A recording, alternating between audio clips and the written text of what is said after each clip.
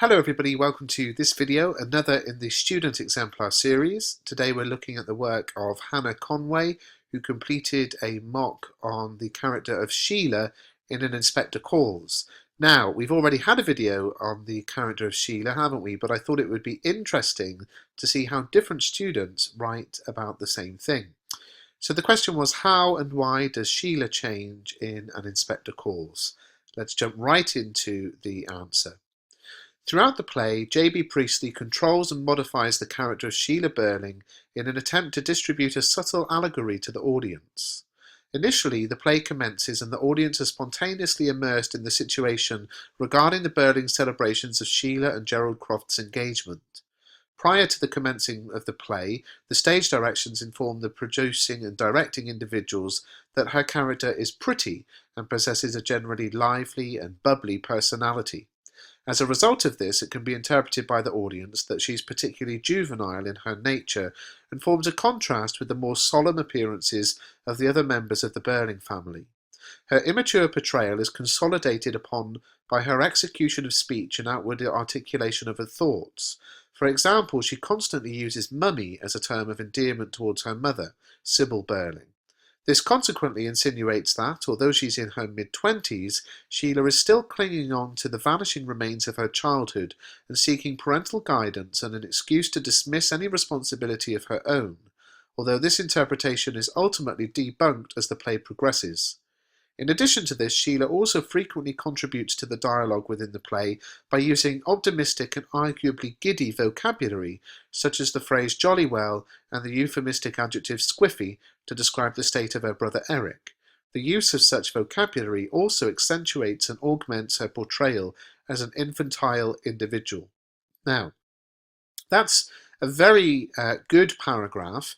And I think the only thing that's missing there, because it is very good, is just bringing it out of the actual play and looking at, okay, well, why is Priestley presenting her like this? And I know that's going to be coming because the beginning of the answer hinted at how this is all an allegory to the audience. But we don't want to write about the characters as if they're real, so I would just have something probably, even at this point, about why Priestley wants us to have this early impression of her.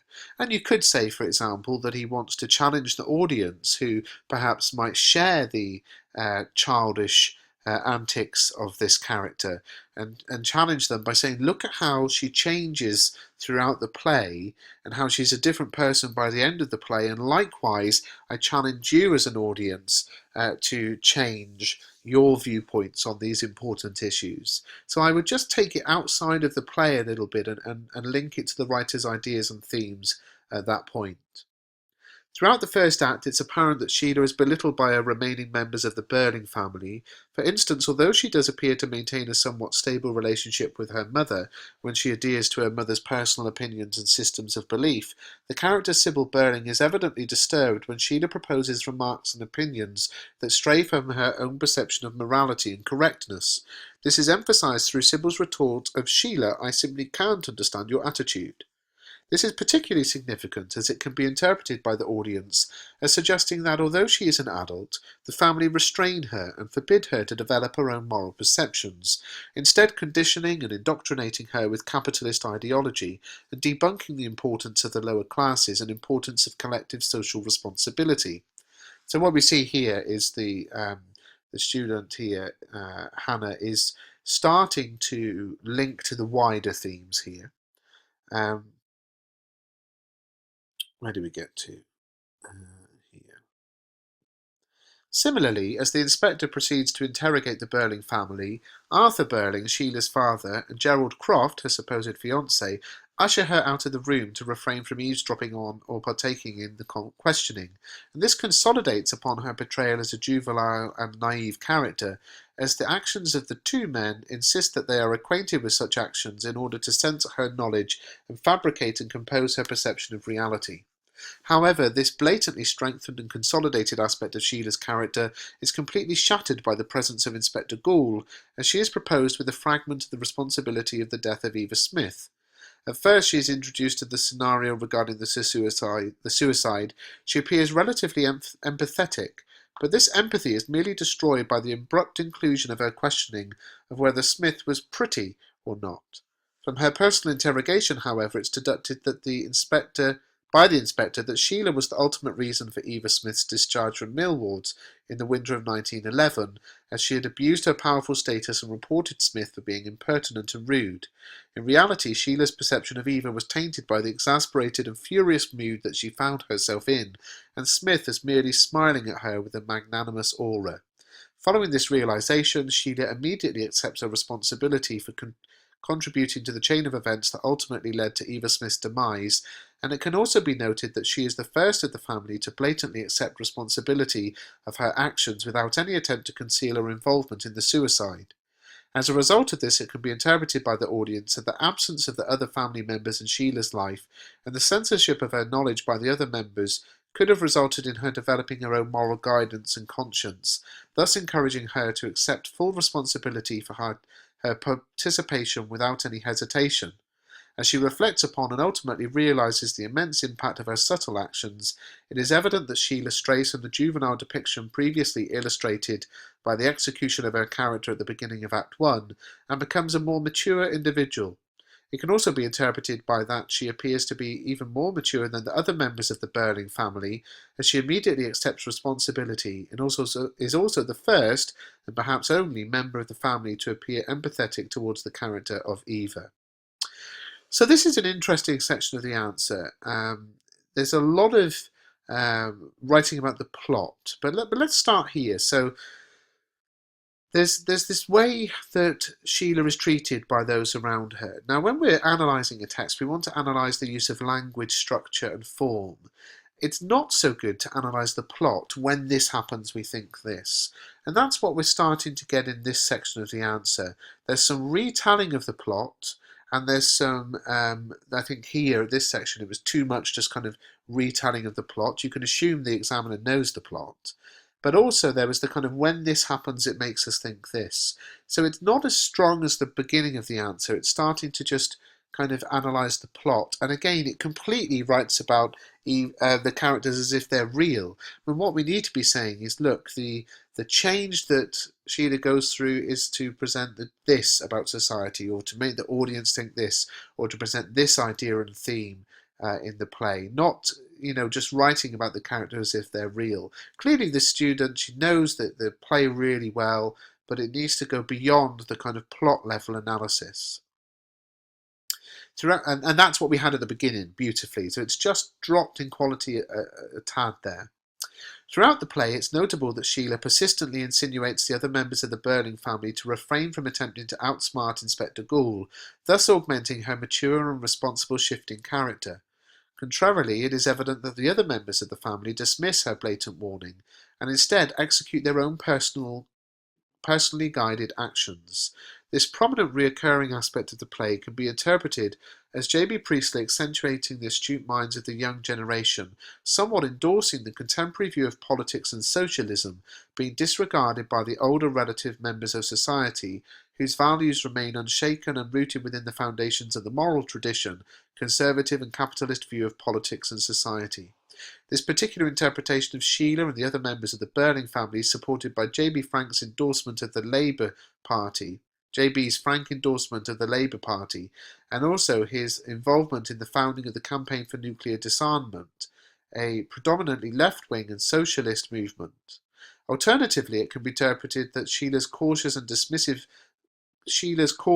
are dismissed by other members as they still judge her, as being an overwhelmingly juvenile character, and react to her statements in a condescending manner, believing that they are of minuscule importance compared to the enormity of their positions and reputations, as emphasised by Arthur Burling's time as Lord Mayor and potential knighthood, Gerald Croft's parents, Lord and Lady Croft, and Sybil Burling, the prominent chairwoman of the Brumley Women's Charities Organisation. The relentlessness of Sheila's warnings can also be interpreted as her desire to assist in altering the viewpoint of the Burlings, although this is most likely unachievable, as their formidable egotistical perceptions of themselves hinder them from altering their viewpoints in any form whatsoever. So this is an interesting section of the answer, because I think the bits about the this bit here, all about Priestley accentuating the astute minds of the young generation, and all of this about context is absolutely brilliant. The alternative interpretation drifts back into plot analysis, which is not quite as good. As Gerald confesses to the inspector regarding his involvement with Eva Smith, known to him as Daisy Renton, and reveals that he kept her as his mistress until around the autumn of 1911, it is evident that Shelia handles the revelation in an absurdly collected and mature manner, showing no outward retorts or outbursts of anger. Instead, she merely states that she respects Gerald's honesty, and now respects him even more so as to compared with to their conversations prior to the Inspector Gould's arrival. To conclude her view regarding Gerald's confession, she merely returns the engagement ring that he had recently gifted to her, without any signs of emotion, but depicting her as an excessively mature and collected individual. It should also be noted that as Gerald gifted her the engagement ring, she recalls that the ring is the one that Gerald wanted her to have, thus consolidating upon her subordinate position as compared to her fiancé. So this paragraph's interesting because to me it needs a little bit more. So what's the significance of this? So again, it retells the plot for a little bit. It could just say, when, Sheila's reaction to Gerald's confession is significant, and because of this, but it kind of retells that bit of the story for a few lines. But it needs to link again to the writer's ideas and themes and the wider message of the text. As the inspector leaves, it's apparent that Gerald sides immensely with Arthur and Sybil Burling, even though he's more relative to the characters of Shelia and Eric in terms of age. It can be interpreted that this is a result of their experiences of upholding reputable positions, as opposed to Shelia and Eric, to possess limited to no experience in such positions, and are consequently looked down upon.